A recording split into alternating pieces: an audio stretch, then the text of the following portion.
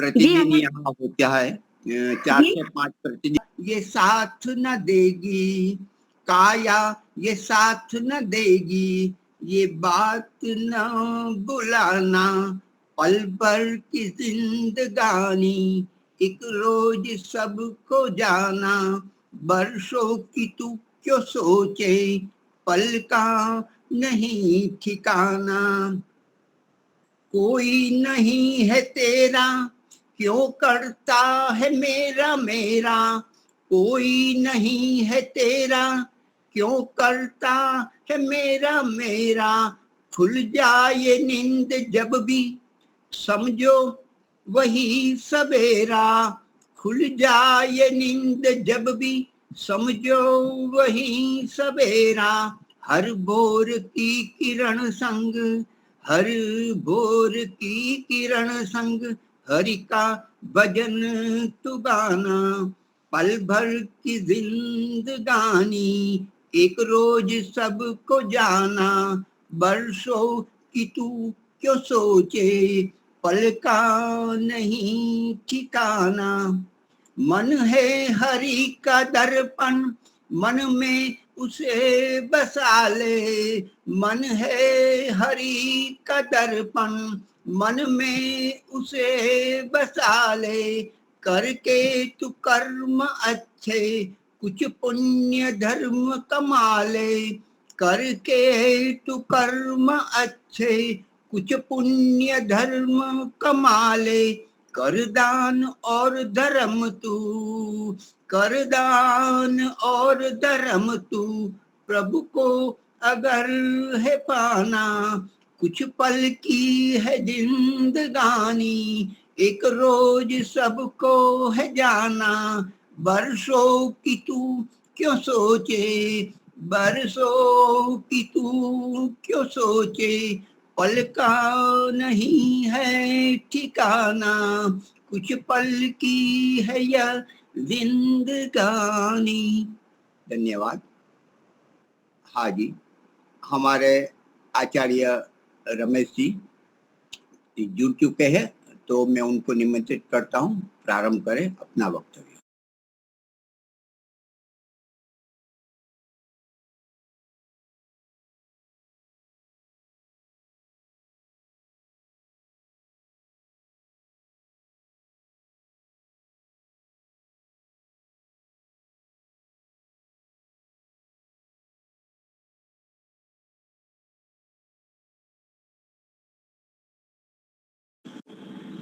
आचार्य रमेश जी, अब हम आपको आमंत्रित करते हैं। नमस्ते। नमस्ते आचार्य जी। नमस्ते।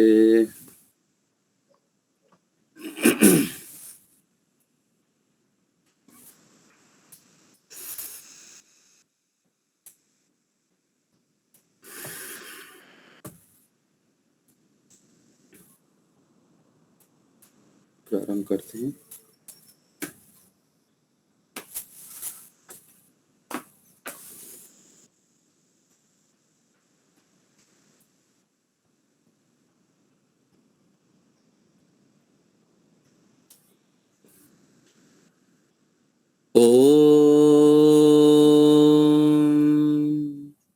यो भूतं च भव्यं च सर्वं यश्चाधितिष्ठति स्वर्यस्य च केवलं तस्मै ज्येष्ठाय ब्रह्मणे नमः। ॐ शान्तिः शान्तिः शान्तिः। परमपिता परमेश्वर की महती अनुकंपा से हम इस समय पंचमहायज्ञ विधि के अंतर्गत संध्या मंत्रों के ऊपर चर्चा करते हैं। पीछे प्रकरण में हम संध्या मंत्रों के अनेक मंत्रों की चर्चा किए, बीच में कुछ हम अन्य विषय ले लिए थे। पुस्तक मेरे पास नहीं था, मैं कुछ यात्रा में था बोल के। अभी आचार्य जी आवाज बहुत धीमी आ रही है। सबको ठीक आ रहा है? सब लोग को ठीक है? आप एक बार कट के जोड़िए अथवा ईयरफोन लगा दीजिए। बहुत अच्छी आ रही है। मेरे पास टावर भी ठीक है, वाईफाई है, मेरे कोई प्रॉब्लम नहीं है, आप चेक कर लीजिए। तो हम संध्या मंत्रों के प्रकरण को फिर से एक बार आवृत्ति करेंगे। तो पीछे हम संध्या मंत्रों में पहले तो हमको समझना है कि संध्या मंत्र क्या है। जो आर्य समाज से जुड़े हुए हैं, ऋषि दयानंद जी को जानते हैं, उन लोग तो संध्या मंत्र के विषय में जानते हैं कि महर्षि दयानंद सरस्वती जी ने जो वेदों की हमारी परंपरा है, ऋषियों की परंपरा है, जो अनादिकाल से ऋषि मुनि लोग हुए हैं, उन लोग कैसे ईश्वर से जुड़ते थे, ईश्वर से ज्ञान बल आनंद प्राप्त करते थे, और ईश्वर से जुड़ने के लिए सुबह और शाम किन मंत्रों के माध्यम से हमें ईश्वर से जुड़ना है, ईश्वर की स्तुति, प्रार्थना, उपासना करनी है, उन मंत्रों को संग्रह करके, वेदों में लगभग 20,000 से अधिक मंत्र हैं, 4 वेद है, 4 उपवेद है, 6 दर्शन शास्त्र है, 11 उपनिषद है, ब्राह्मण ग्रंथ है, अनेक शास्त्र है। उन शास्त्रों के निचोड़ के रूप में कुछ मंत्रों को चयन करके महर्षि दयानंद सरस्वती जी ने कुछ मंत्रों को इकट्ठा करके उसको नाम दे दिए। ये ब्रह्म यज्ञ के अंतर्गत संध्या मंत्रों के नामकरण कर दिए कि इसके माध्यम से हम ईश्वर का ध्यान करेंगे। तो उन मंत्रों को हम संध्या मंत्र कहते हैं। तो उन जो मंत्र है उसको हमें जानना चाहिए, उच्चारण भी सीखना चाहिए, उसके अर्थ को भी याद करना चाहिए। अर्थ याद करने के बाद उसके आगे होता है भावना बनाना। जैसे हम किसी से बात करते हैं, सामने माता जी से बात करते हैं, पिताजी से बात करते हैं, मित्र से बात करते हैं, तो बात तो हम करते हैं लेकिन उसके पीछे एक भावना हमारे काम करता है कि वो कितने बड़े व्यक्ति हैं, हमारे एक बराबरी के हैं, तो एक भावना मन में अंदर काम करता है। तो ऐसे ही परमात्मा से जब हम मिलते हैं, एक तो हम मंत्र बोल रहे हैं ओम भूर्भुवः स्वः तत्सवितुर्वरेण्यं भर्गो देवस्य धीमहि धियो न प्रचोदयात्, हो गया छुट्टी।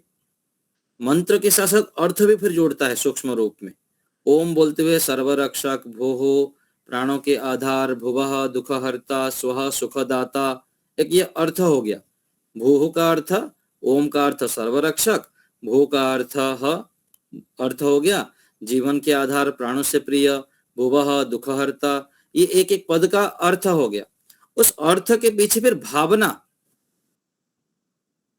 फिर आगे चलकर फिर समर्पण, ऐसे ऐसे करके जुड़ा रहता है पीछे पीछे पीछे।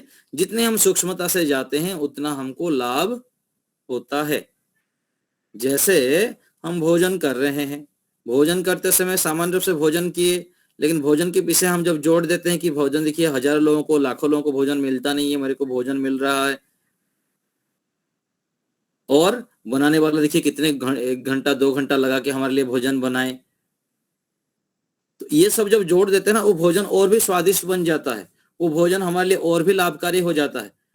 और उसके साथ ये शिकायत जोड़ देते हैं तो ऐसे कैसे भोजन बना दिए, नमक कम कर दिए, ये हो गया, वो हो गया, ऐसे जब हम जोड़ देते हैं साथ में, तो फिर क्या है, उसमें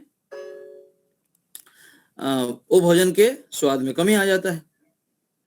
तो ऐसे ही जब हम उपासना करते हैं, ध्यान करते हैं, संध्या करते हैं, तो मंत्र, अर्थ, भावना, समर्पण, जितने इतने हम इन सबको जोड़ते जाते हैं उतना अधिक अधिक अधिक हमें लाभ होता है। ईश्वरीय ज्ञान, गुण, कर्म से हम जुड़ जाते हैं, हम दिव्य सामर्थ्य से युक्त हो जाते हैं, हम परमात्मा के यंत्र बन जाते हैं, हम सामान्य नहीं विशेष बन जाते हैं, पुरुष से महापुरुष, मानव से महामानव बन जाते हैं, इन सब प्रक्रिया को सीखकर समझकर। और यह सीखना समझना कब होता है, जब हम गुरु, आचार्य, विद्वान, सन्यासी, ऋषियों के सानिध्य में रहते हैं, अच्छे लोगों के संग में रहते हैं, तो हम इन सब प्रक्रियाओं को समझते हैं। नहीं तो सालों साल तक मंत्र उच्चारण करते रहेंगे तो करते ही रहेंगे। जैसे कहा गया ना उपनिषद में, जो ये ब्रह्म विद्या है अनेक लोगों को सुनने को ही नहीं मिलता है। श्रवणायापि बहुभिर यो न लभ्यः, ऐसे श्लोक है।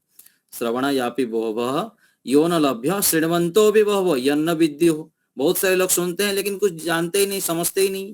तो इसलिए कहा गया आश्चर्य वक्ता, कोई विशेष ऐसे आश्चर्य व्यक्ति मिल जाए हमको कि हमको ब्रह्म विद्या सिखाएं, आत्मा, परमात्मा, पुनर्जन्म, पूर्व जन्म, कर्मफल व्यवस्था आदि आदि कैसे हमको देखना चाहिए, कैसे सुनना चाहिए, कैसे जीवन जीना चाहिए, ऐसे कोई हमको सिखाने वाले, बताने वाले भी बहुत आश्चर्य दुर्लभ होते हैं। और जो बताते हैं, सिखाते हैं, फिर उस प्रकार से आचरणवान व्यक्ति के पास रह के हमको भी ऐसे बनना और भी दुर्लभ हो जाता है। तो आज के समय में इस रूप में हमको अनुसंधान करना पड़ता है। ऐसे लोगों के सानिध्य में रहने पर फिर हम धीरे धीरे करके इन प्रक्रियाओं को समझ पाते हैं। तो संध्या मंत्र हमको समझ में आ गया, क्या संध्या मंत्र है, कौन बनाया है। तो जो ऋषि मुनि लोग हुए हैं अनादि काल से, सृष्टि के प्रारंभ से, अनादि अर्थात आदि मतलब प्रारंभ से, हमारे सामने तो अभी दिख रहा है कि 100 साल, 200 साल, 500 साल, लगभग 2 करोड़ साल हो गया सृष्टि की उत्पत्ति हुई। उस समय से, सृष्टि के प्रारंभ से जो ऋषि मुनि लोग हुए हैं, उन लोग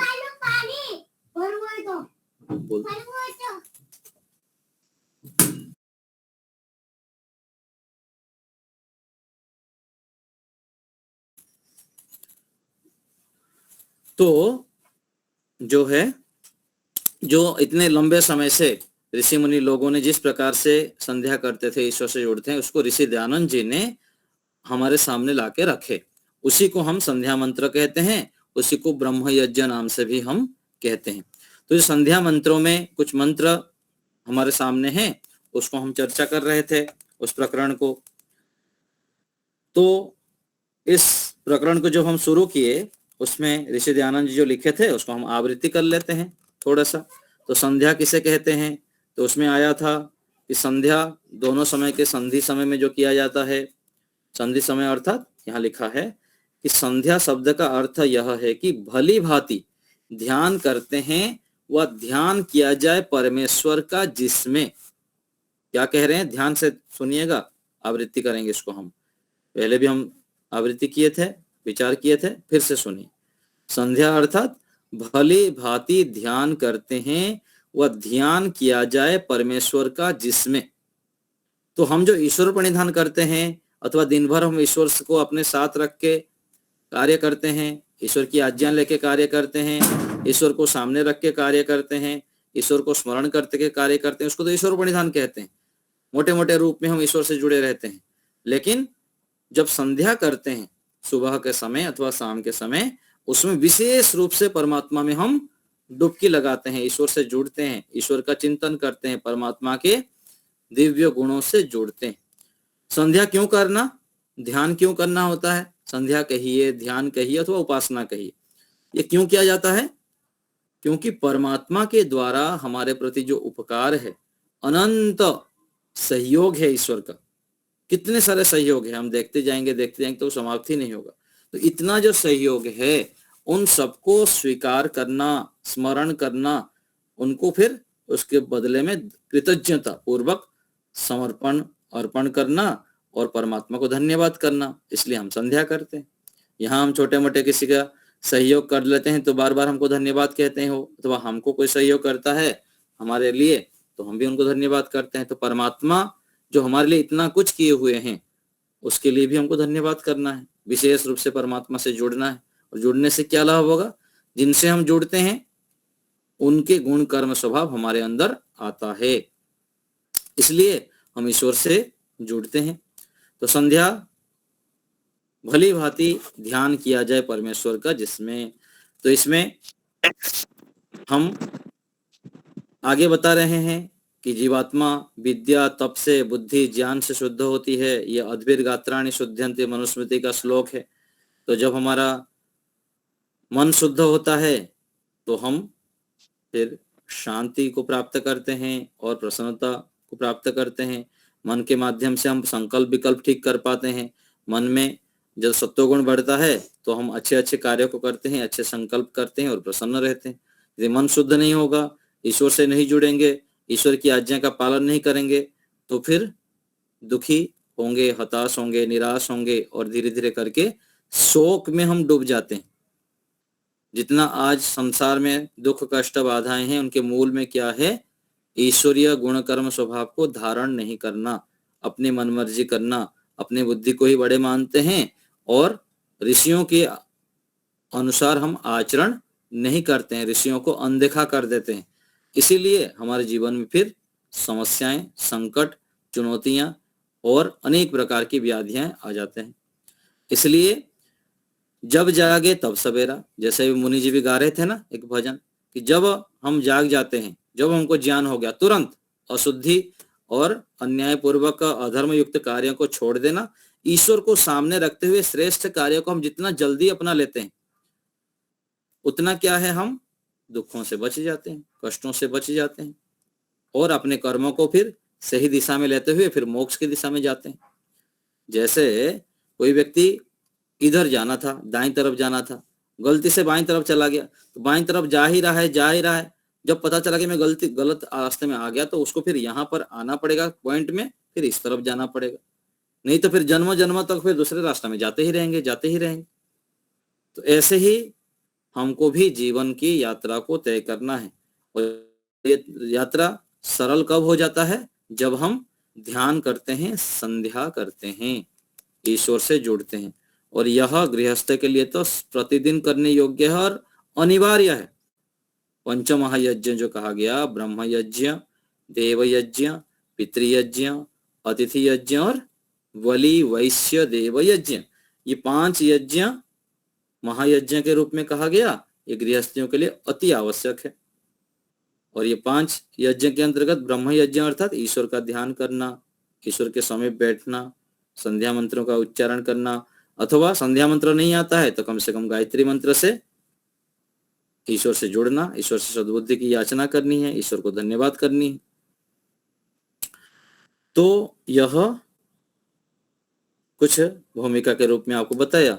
आगे जो संध्या मंत्रों का प्रारंभ है, सन्नो देवीरभिष्टय आपो भवन्तु पीतये संयोरभिस्रवन्तु नः, ये तो हम मंत्र बोल दिए। मंत्र का फिर एक एक शब्द का अर्थ करते हैं। सन्नो देवी, सम कल्याणकारी, देवी सबका प्रकाशक, यहाँ पर दिया है सबको आनंद देने वाला, सर्वव्यापक ईश्वर।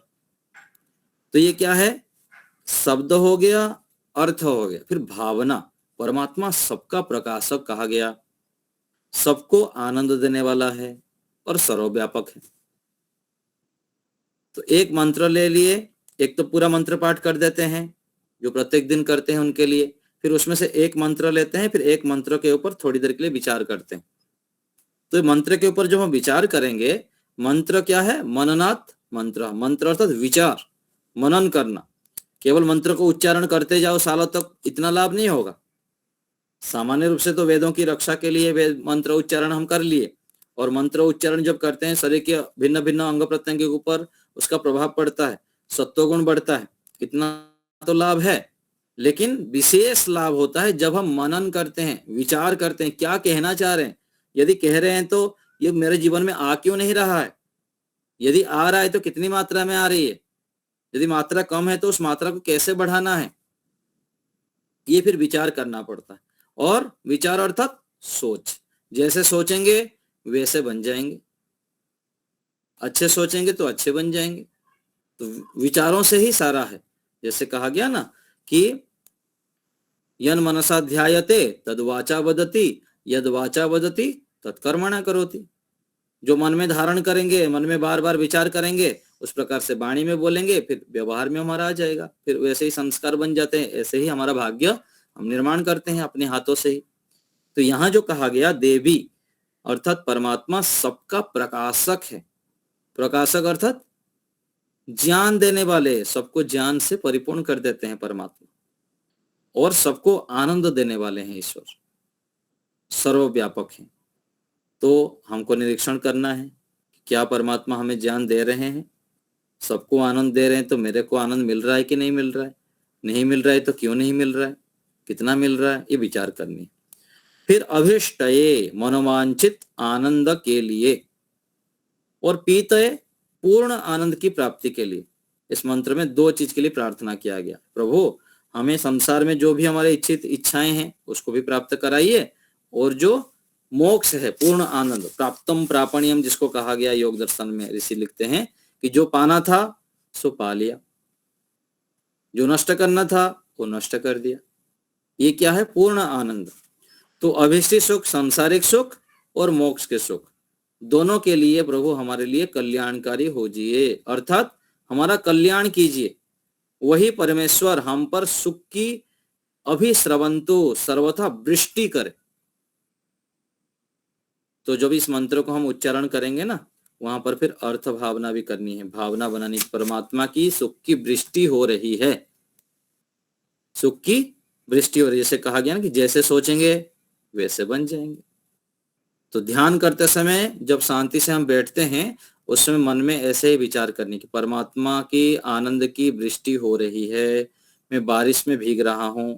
जैसे बारिश से भीगते समय स्थिति होती है, ऐसे ही पूर्ण श्रद्धा विश्वास के साथ परमात्मा मेरे अंदर बाहर हैं, मेरे अंदर सुख आ रहा है, मैं परमात्मा के आनंद में डूब रहा हूं।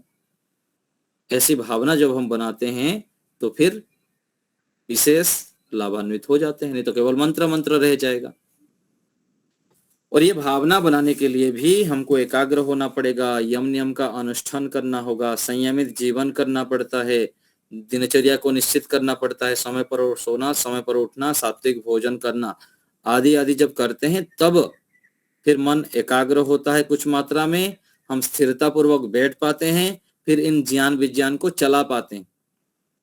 नहीं तो केवल दौड़ भाग, सुबह से उठकर इधर बातें उधर काम, ये यो करते करते करते इतना हम उलझन में फंस जाते हैं कि थोड़ी देर के लिए परमात्मा से जुड़कर उनसे ज्ञान, बल, आनंद को ग्रहण नहीं कर पाते हैं, खाली रह जाते हैं फिर।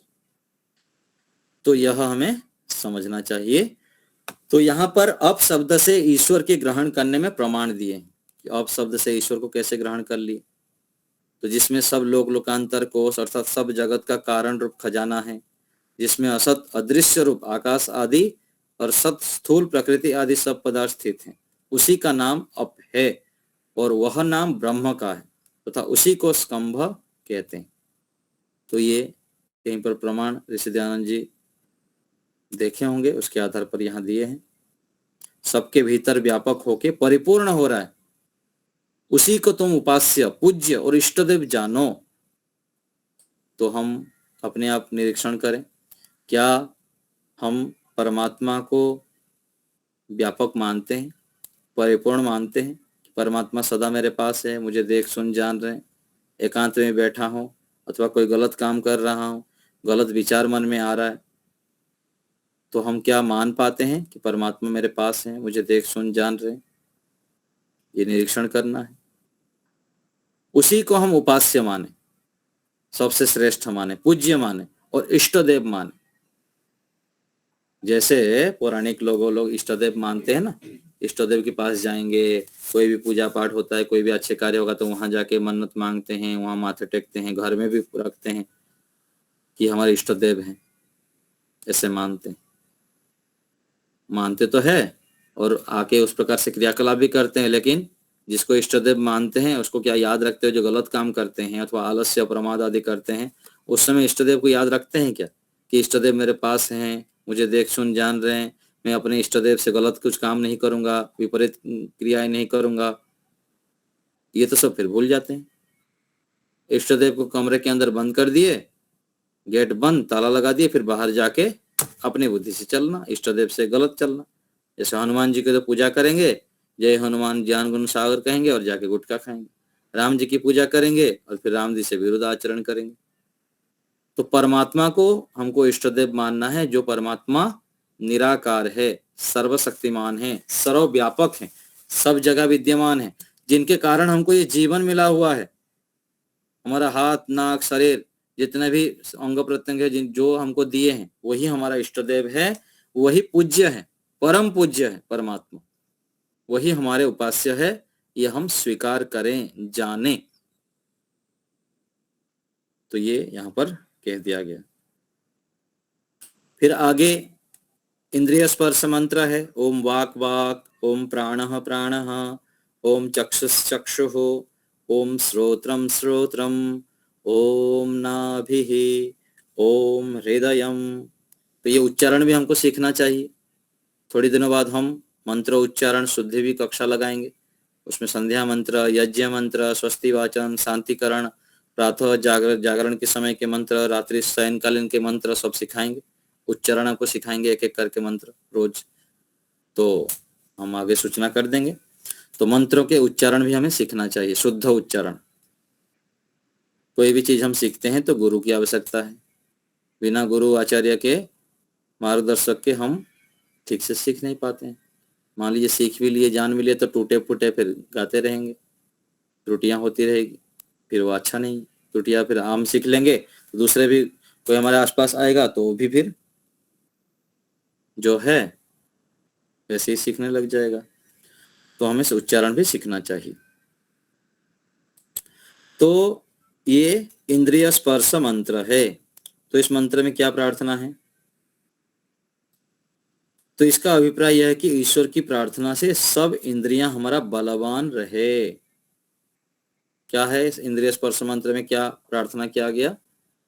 कि हमारे वाणी बलवान रहे, प्राण बलवान रहे, चक्षु बलवान रहे, श्रोत्र बलवान रहे, नाभि बलवान रहे, हृदय बलवान रहे, कंठ, सिर, दोनों भुजाएं और पूरा शरीर के अंग प्रत्यंग बलवान रहे। तो ये प्रार्थना तो हो गया।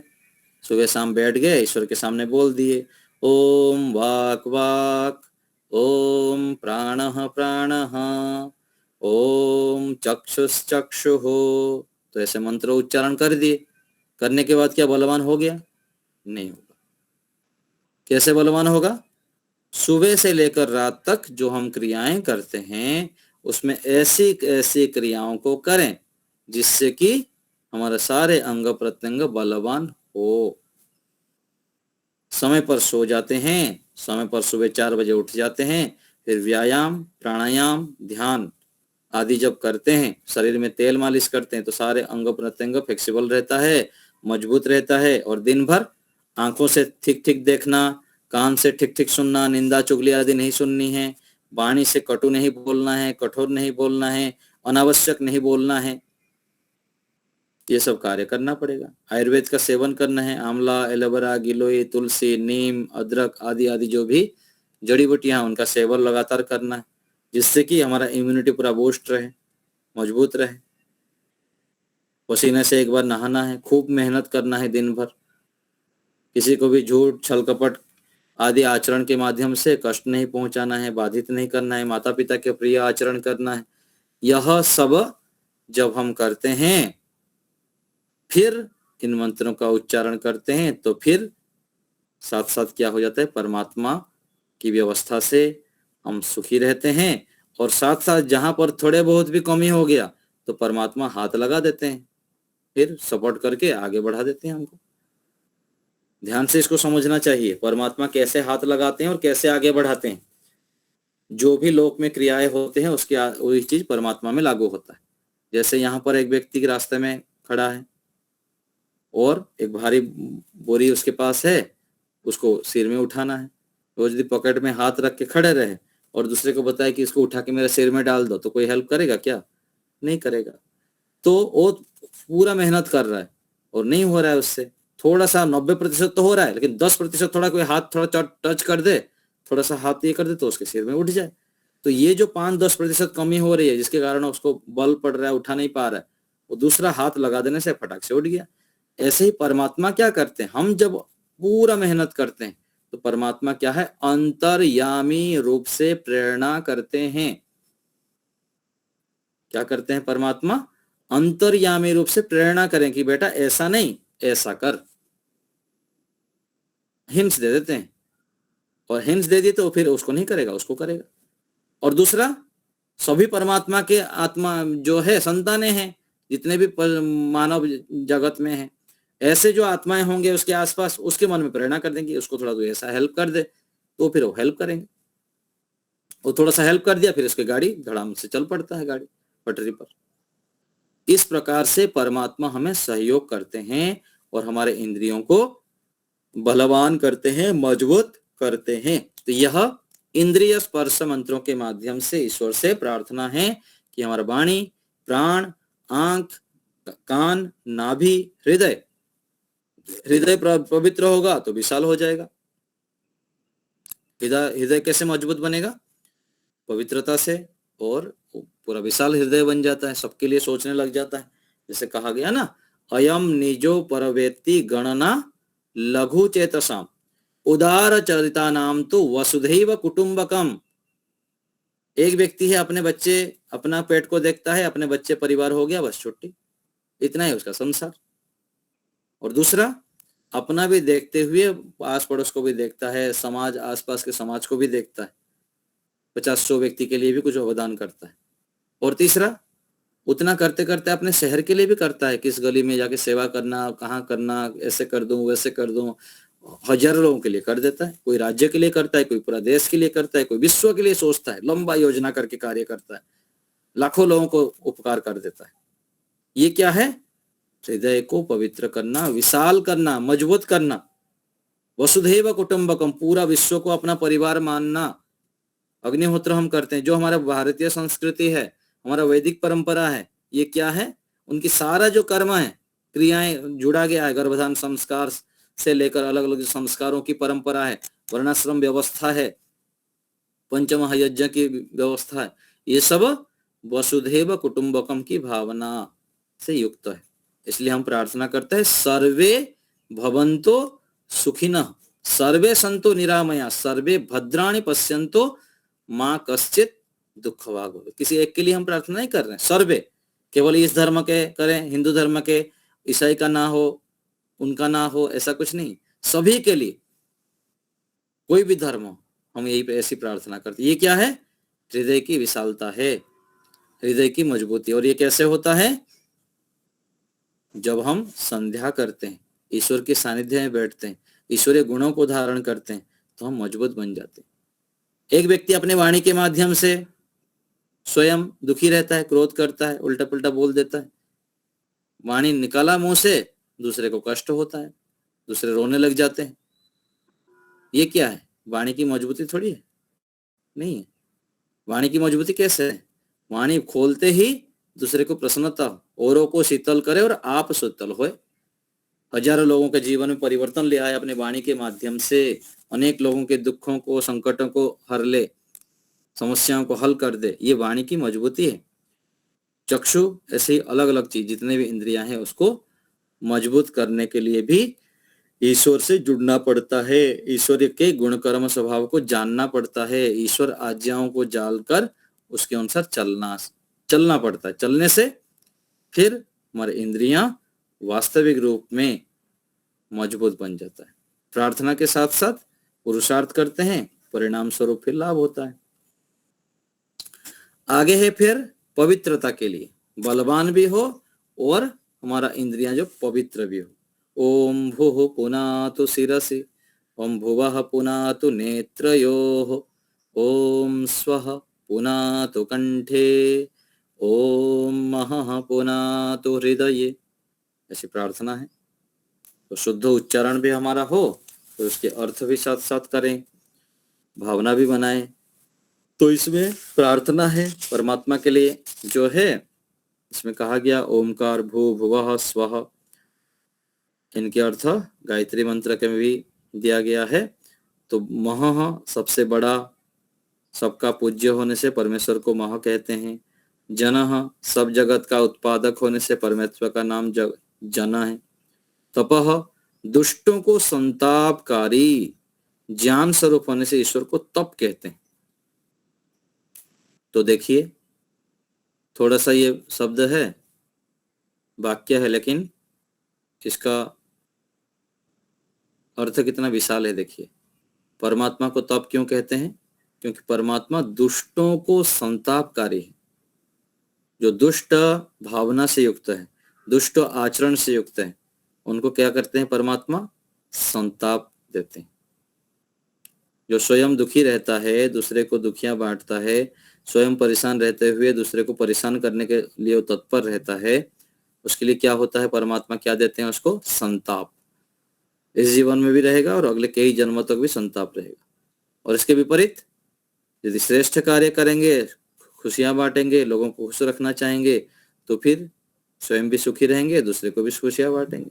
तो परमात्मा दुष्टों को संतापकारी है।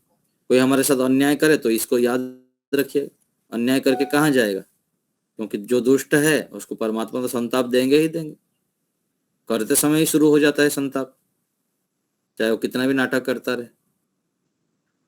तो परमात्मा दुष्टों को संतापकारी हैं और ज्ञान स्वरूप होने से ईश्वर को तप कहते हैं।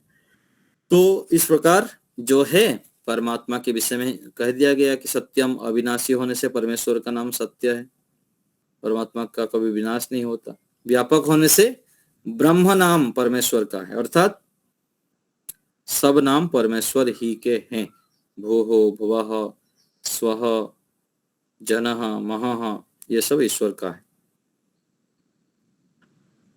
तो ये हम इन मंत्रों के माध्यम से क्या विचार किए, पर हमारे इंद्रियां शुद्ध हो, पवित्र हो, सात्विक हो।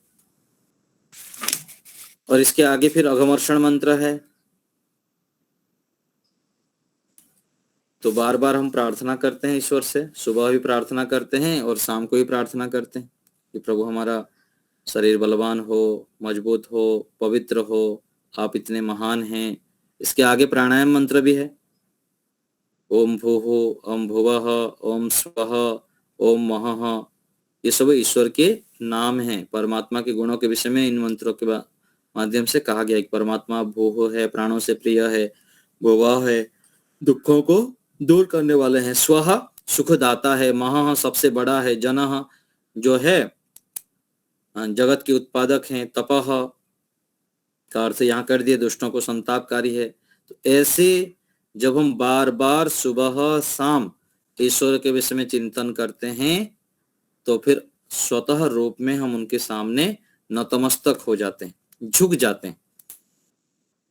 जैसे हमारे आसपास कोई बड़े व्यक्ति हैं, मजबूत व्यक्ति है, बलवान है, धनवान है, समृद्धशाली व्यक्ति है, तो हम उनसे मित्रता करना चाहते हैं, उनके पास मिलना चाहते हैं, उनसे मिलकर उनसे लाभान्वित होना चाहते हैं, कम से कम उनके साथ संबंध है हमारा, अथवा कभी जरूरत पड़ जाए तो कुछ काम मिल जाएगा।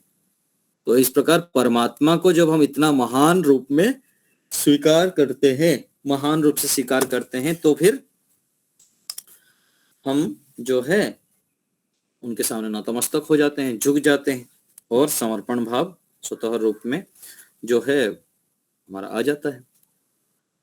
इसलिए हमको इन मंत्रों को अच्छे से उच्चारण करना चाहिए, इनके अर्थों को भी जानना चाहिए और साथ साथ भावना भी बनानी चाहिए। तो इस रूप में हम आज यहाँ तक रखते हैं, फिर आगे अघमर्षण मंत्र भी आवृत्ति कर लेंगे और आगे बढ़ते जाएंगे। आप लोग को अभी कुछ पूछना हो, किसी की कोई शंका हो, थोड़े समय के लिए हम चर्चा कर लेते हैं। बताइए, हाथ उठाइए। नीलम बहन जी बताइए। आचार्य जी, तप का मतलब तो आपने ज्ञान स्वरूप बताया, और वो जो संताप है उसका क्या अर्थ होता है? ज्ञान स्वरूप जो हम यहाँ पर किए थे ना, हाँ जी। एक शब्द का अनेक अर्थ होता है। तो यहाँ पर जो तप का अर्थ किए हैं, ओम भूः ओम भुवः, इन इन इन इन प्रकरण में जो अर्थ किया गया है, दुष्टों को संतापकारी और ज्ञान स्वरूप, दो अर्थ किया है यहाँ पर। हाँ जी, तप के दो अर्थ हैं। तप के दो अर्थ किया है इस प्रकरण में। परमात्मा दुष्टों को संताप भी देते हैं और ज्ञान भी देते हैं, यानी कि दंड देके उनको शिक्षा देते हैं। जो दंड के अधिकारी है उसको दंड देंगे और जो पुरस्कार के अधिकारी है उसके ज्ञान को बढ़ाएंगे। दंड देके भी तो ज्ञान बढ़ाते हैं, लेकिन हाँ हम जो अच्छे व्यक्ति हैं उनको क्यों दंड देंगे, उसको उनके ज्ञान को बढ़ाएंगे। दोनों काम करेंगे। उनको कोई परेशान करते हैं उनके भी ठिकाना लगाएंगे, और अच्छे कार्य करते हैं तो उसके पुरस्कार भी देंगे। तो परमात्मा ज्ञान स्वरूप है, यदि समझ में आ जाएगा तो उनसे हम संबंध जोड़ेंगे तो हमारा ज्ञान लगातार बढ़ता रहेगा। जैसे गायत्री मंत्र हम जप करते हैं बुद्धि की शुद्धि के लिए, ओम सर्वज्ञ का जप करते हैं, बार बार परमात्मा आप ज्ञान स्वरूप है, मुझे ज्ञान दीजिए, आप अनंत ज्ञान के भंडार है। ऐसे हम चिंतन मनन करते हैं, बार बार परमात्मा से जुड़ते हैं और दिन भर हम ईश्वरीय गुणों को चिंतन करते हुए इनकी आज्ञाओं को पालन करते हैं, तो हम भी ज्ञान से युक्त हो जाते हैं। पहले हमको कुछ पता नहीं था, आगे चलकर बहुत कुछ हमको पता चलने लग जाता है। असंभव जैसे लगता है कि मेरे अंदर इतना क्या जैसे ज्ञान आ गया, मैं कैसे इतना सब कर लिया, कुछ भी तो आता नहीं था। छोटी छोटी बातों में दुखी हो जाता था, हताश हो जाता था, निराश हो जाता था और खिन्न हो जाता था। लेकिन धीरे धीरे करके मैं मजबूत बन गया। पहले आगे तो मुझको सर्दी जुकाम अलग अलग प्रकार से बहुत सारे बीमारी से युक्त रहता था। लेकिन जब हम ईश्वरीय गुणों को धारण करते हैं, ऋषियों के सानिध्य में रहते हैं और ईश्वर आज्ञा को पालन दृढ़ता से करते हैं, तो वो गुण, ईश्वरीय गुण हमारे अंदर आ जाते हैं। हम बहुत मजबूत बन जाते हैं, ज्ञानवान बन जाते हैं, बलवान बन जाते हैं, धनवान बन जाते हैं, प्रज्ञावान बन जाते हैं, ऐश्वर्यशाली बन जाते हैं। ऐसे लाभ होता है ईश्वर से जुड़ने पर। और जब तक पता नहीं है फिर संसार से जुड़ते रहते हैं। संसार के जो है इंद्रियों के दासत्व में रहते हैं, हम भोगवादी बन जाते हैं। इंद्रियों के दासत्व रहते रहते रहते फिर अपनी शक्ति सामर्थ्य को क्षीण करते जाते हैं, फिर हानि पहुंचा देते हैं। अंत में पश्चाताप रह जाते हैं। धन्यवाद आचार्य जी, बहुत बहुत। तो इस रूप में परमात्मा को हमें समझना चाहिए कि ईश्वर ज्ञान स्वरूप है, हमको लगातार ज्ञान देते हैं, बल देते हैं, धन देते हैं, ऐश्वर्य देते हैं। जैसे एक मंत्र में आया ना कि अहमेव स्वयमिदं वदामि दुष्टम देवेभिः ऋतमानुषेभिः यम कामये तम तम उग्रम कृणोमि तम ब्रह्माणम तम ऋषिम तम सुमेधाम। मैं स्वयं कह रहा हूं, परमात्मा कह रहे हैं वेद मंत्र के माध्यम से, अहम एव स्वयं इदम वदामि, मैं स्वयं कह रहा हूं क्या, जो मेरे आज्ञाओं का पालन करता है उसको मैं क्या देता हूं, तम ब्रह्मांडम, उसको मैं बड़ा बना देता हूं, विशाल बना देता हूं, ज्ञान से, बल से, धन से पूरा विशेष प्रतिष्ठित कर देता हूं। तम ब्रह्मांडम तम ऋषिम, ऋषि बना देता हूं। मनुष्य जीवन में सबसे उत्तम स्थिति, सबसे बड़े जो उपलब्धि क्या है, ऋषित्व को प्राप्त करना, उसको ऋषि बना देता हूं। और सुमेधाम, अच्छे मेधा से युक्त कर देता हूं। ऐसी प्रतिज्ञा है ईश्वर की। जो ध्यान करेंगे, यम नियम का पालन करेंगे, अच्छे अच्छे कार्य को करते जाएंगे, तो वह सामान्य नहीं रह जाएंगे, वो विशेष बन जाएंगे। मनुष्य नहीं रहेंगे, वो देवता बन जाएंगे, पुरुष से महापुरुष बन जाएंगे। इतनी दिव्यताएं आने लग जाता है ईश्वर की कृपा से, ईश्वर की सानिध्य में रहने पर। भावना बहन जी। नमस्ते आचार्य जी। जितना ध्यान में मन लगता है उतना प्रार्थना में, संध्या में नहीं लगता, क्यों? नहीं लगता है, फिर भी लगाना पड़ेगा। जो लगा, जिसमें समय लगाएंगे जी, देखिए सबसे बड़ी बात है समझ। जो हमारे समझ में बैठ गया, अथवा मान लीजिए हम ध्यान करने बैठे हैं, ओम का उच्चारण कर रहे हैं, तो हम मन में संकल्प कर देंगे मजा आ गया, मजा आ गया बोल दिया तो क्या, उसमें ही मजा आने लगेगा आगे चलकर। मजा आना, मजा आना, मजा आना, मतलब अच्छा लगा, अच्छा लगा। जितने बार आवृत्ति करेंगे ना, वो चीज में अच्छा लगने लगेगा। किसी को ठंडा पानी पीने में मजा आने लग जाता है, किसी को गर्म पानी पीने में मजा आने लग जाता है। वो ठंडा पानी, फ्रिज का पानी पिएगा, पूरा चिल्ड पानी पिएगा, पागलपन करेगा, क्योंकि वो मान लिया ना, मन में ठान लिया कि ये, इससे मजा आता है, बढ़िया है। पेट में जाके क्या हो रहा है उसको पता ही नहीं। तो कोई भी क्रिया हम करते हैं ना, उसके पीछे एक संकल्प करते हैं, बढ़िया है। किसी को करेला की सब्जी बढ़िया, बहुत अच्छा लगता है, और किसी को करेला की सब्जी देखते ही अच्छा नहीं। किसी को गौमूत्र बढ़िया लगता है, गौमूत्र पीना स्वास्थ्य के लिए अच्छा है, बहुत सारे बीमारी को मिटाता है और रोज पीना चाहिए। लेकिन कोई गौमूत्र का नाम सुनते ही उसको अजब से लगने लग जाए, और ग्लास में आ जाए तो उल्टी आने लग जाए। ये क्या मान लिया कि ये ऐसे घृणित पदार्थ है, और व्यक्ति दूसरे जो मान ले कि नहीं, ये औषधि के रूप में लेना है, ये अमृत है, बहुत अच्छा है। तो हम जो मन में आवृत्ति कर लेते हैं, बार बार आवृत्ति कर लेते हैं, उसको हमको अच्छा नहीं लगता है, उसको हमको अच्छा लगता है, और फिर उसको हम आगे बढ़ाते हैं। तो चाहे ध्यान साधना के विषय में कह लीजिए, सत्संग के विषय में कहिए, अथवा भौतिक विषय कहिए, जिस विषय को हम हमारा मन मस्तिष्क में बैठ जाता है उसको हम करते लग जाते हैं, और करने के पीछे भी संकल्प करते हैं, अच्छा बुरा। और अच्छा यदि अच्छे कार्य को अच्छे संकल्प के साथ अच्छा मानकर करेंगे तो अच्छा ही बढ़ता ही रहेगा। इसलिए कहा जाता है ना, इच्छा ना होने पर भी अच्छे कार्यों को करना, और इच्छा होने पर भी गलत कार्यों को नहीं करना, कि बार बार आवृत्ति करनी पड़ेगी।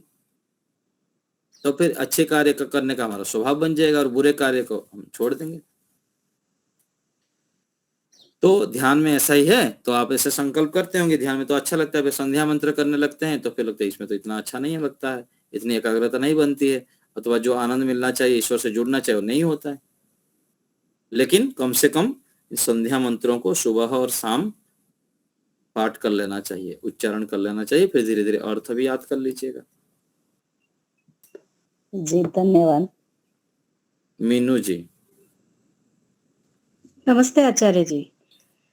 आचार्य जी, ये जो मंत्र दिया है, ओम समुद्रादर्णवादधि संवत्सरो अजायतः अहोरात्राणि विदध विश्वस्य मिष्टो वशी, इसमें जो ये अर्थ में दिया गया है कि मुहूर्त आदि को रचा, तो मुहूर्त क्या शुभ अशुभ होते हैं? नहीं नहीं, वो सब कुछ नहीं होता है, सभी अच्छा ही है, सबको रचने वाले परमात्मा है।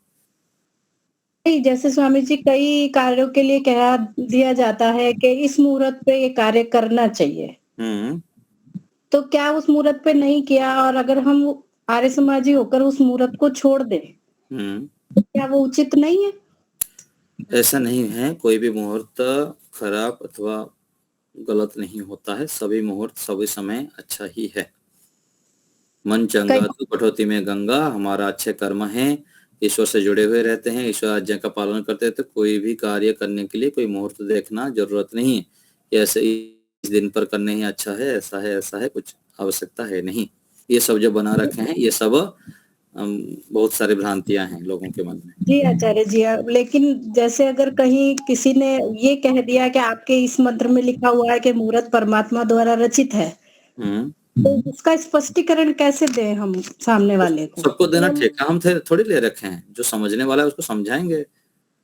आचार्य जी बोल रहे थे ये दूसरे परमात्मा ने रचे हैं, परमात्मा रचे हैं तो सब अच्छा ही है, बोल देना। ऐसे समझना तो समझो, नहीं तो दूसरे को समझाना क्या जरूरत है, हम समझ जाए ना, हम समझ जाए, बड़ी बात है। जो समझना चाहता है उसको हम समझा सकते, सबको नहीं समझा सकते हैं, सबको समझाने के ठेका हमारे पास भी नहीं है। हम समझ जाएं और हमारे आसपास जो धार्मिक व्यक्ति हैं, जिज्ञासु व्यक्ति हैं, कोई समझना चाहता है तो उसको समझाना हमारे हाथ में। जो विज्ञान से सहमत मानते हैं उसको अच्छा मानकर करना, वो हमारे लिए मुहूर्त ही अच्छा मुहूर्त है। विज्ञान को समझे और उस अनुसार जैसे 11 होती है, उसमें हमारी पाचन शक्ति मंद पड़ती है, तो हमारे विद्वानों ने, पुराने जगत ने कहा गया कि इस बार आप 11 करना, मतलब एक टाइम ही भोजन करना, तो ये स्वीकार्य है, ये अच्छा मुहूर्त विज्ञान के अनुसार, ऐसा मानना चाहिए। ऐसे तो हाँ, अनेक सारी जो चीजें है ना, उसको बहुत बुद्धिमत्ता से विचार करना है। आयुर्वेद शास्त्र में कहा गया, एक भुक्तम सदा आरोग्यम, एक बार जो भोजन करता है वो सदा स्वस्थ रहता है। द्विभुक्तम बलवर्धनम, जो अधिक बलवान है, जो अधिक कठोर काम करते हैं, वो 2 बार भोजन करें। त्रिभुक्तम तो अधिक ये कहा गया, और चतुर्भुक्तम तो मारकम, 4 बार जो भोजन करते हैं। तो इस रूप में तो देखा जाए तो आयुर्वेद के हिसाब से देखेंगे ना, तो ऐसे कहा जाता है ना। और एक श्लोक भी आता है कि जो सुबह और शाम दोनों समय भोजन करता है वो सदा ही उपवास के समान ही है। तो ये जितने भी उपवास आदि की प्रक्रिया है ना, जैसे मुनि जी 11 कहा गया, अथवा अलग अलग पर्व पद्धति किया गया, उसके पीछे हमको समझना पड़ेगा कि रोज तो ऐसे करते हैं, कभी कभी 11वें एकादशी के दिन थोड़ा कम भोजन कर लिए, फलाहार कर दिए, तो हमारे स्वास्थ्य के लिए अच्छा है। सामान्यतः हम करते ही नहीं है। इस रूप में है कि उस दिन करने से कोई विशेष फल मिल जाएगा अथवा कोई सिद्धि प्राप्त हो जाएगी, ऐसा कुछ नहीं है। तो ऐसे जो भी हमारे पर्व आदि है, जो भी चीजें हैं, उनको बुद्धिमत्ता पूर्वक स्वीकार करना है, फिर उस प्रकार से पालन करना है। धन्यवाद। मुहूर्त आदि के विषय भी ऐसे ही समझना चाहिए, परमात्मा ने बनाया है तो सब कुछ अच्छा ही है। जी आचार्य जी, ठीक है। और कोई बात किसी को पूछना हो? समय हो रहा है हमारा। चलिए, तो आज यहीं रखते हैं, आगे बहुत बहुत धन्यवाद आपका। हम शांति पाठ के हम समाप्त करते हैं। अपने शंकर जी जो इलाहाबाद से, इनकी उम्र है और वो युवा की तरह जयघोष भी करवाएंगे। जी आचार्य शंकर जी। सबको सादर नमस्ते। आवाज जा रही है? आ रही है। अच्छा का समापन शांति पाठ, इसके बाद देखो। ओम द्यौ शांति अंतरिक्षं शांति पृथ्वी शांतिरापः शांतिरोषधयः शांति वनस्पतयः शांतिर्विश्वे देवा शांतिर्ब्रह्म शांतिः सर्वं शांतिः शांतिरेव शांति सामा शांतिरेधि। ओम शांति शांति शांति। जो बोले सो अभय।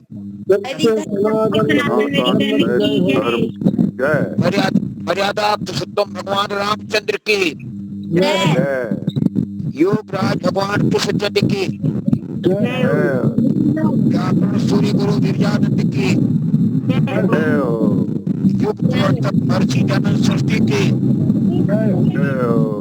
स्वामी श्रद्धानंद की,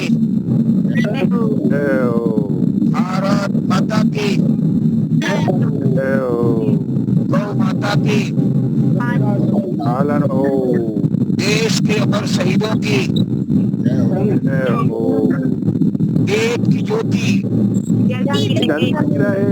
ओम का झंडा हर समाज अमर रहे, सत्यार्थ प्रकाश अमर रहे। प्रणव ध्वनि।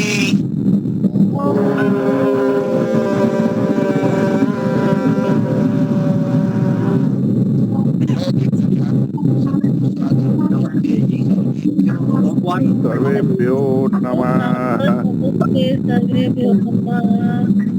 इसी क्लिप पर हम नमस्ते जी। पुनः मिलते हैं, जरूर पधारें।